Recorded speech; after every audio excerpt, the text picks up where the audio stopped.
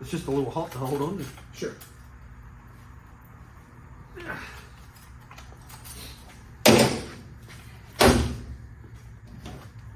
Clip here and there. Here we go.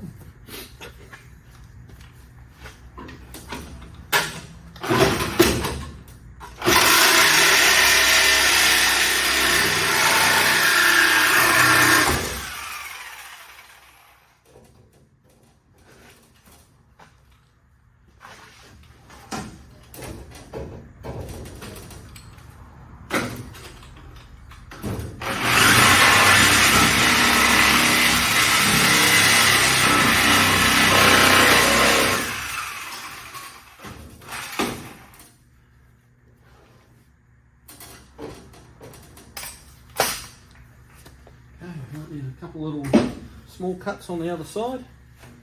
Okay, we'll cut from this side.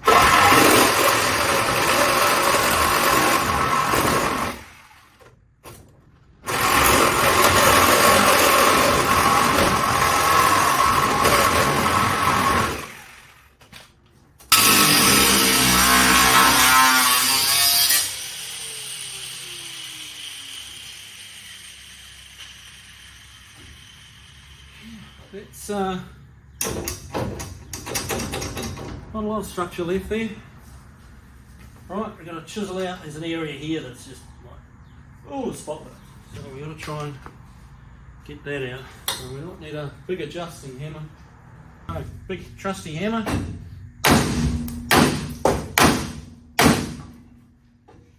looks like that's coming.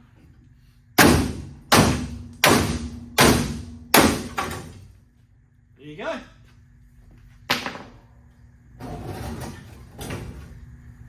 And there's always one little tiny bit left hanging on.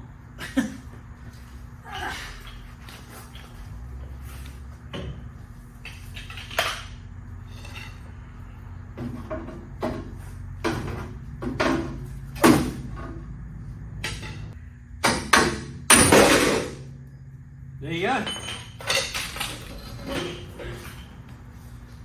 There you have what's left of the old chassis rail. So, the old one's gone, that's history. Here's our nice new one.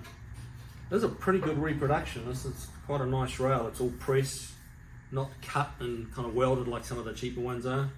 This is, yeah, it's not the cheapest one out there, but it's the best one out there. So this is the anti-roll bar or sway bar bracket that comes on the stock Mustang setup. Now we've taken that off purely because we're putting the Mustang 2 style Scott's front suspension in it, which has a completely different type of sway bar, and that is no longer needed. So we'll get rid of that. So yeah, that's the rail, and basically you just slip it back into place and start persuading it to be where we want it to be. It's going to tuck into that corner of the core support.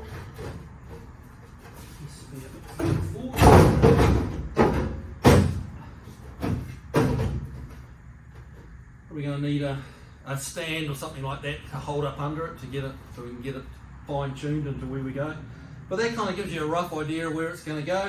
The key, like the control point of where we're starting is this front corner down here, because that hasn't changed. The floor and all that stuff's moving around. I don't want to weld it to the floor because it's so flexible. This is a nice solid point. It's a good reference point. We plug the front of this into there, then get that burned in, and then we can adjust the angles as we need. This knee is horizontal, which makes life quite easy for straightening and repairing these things.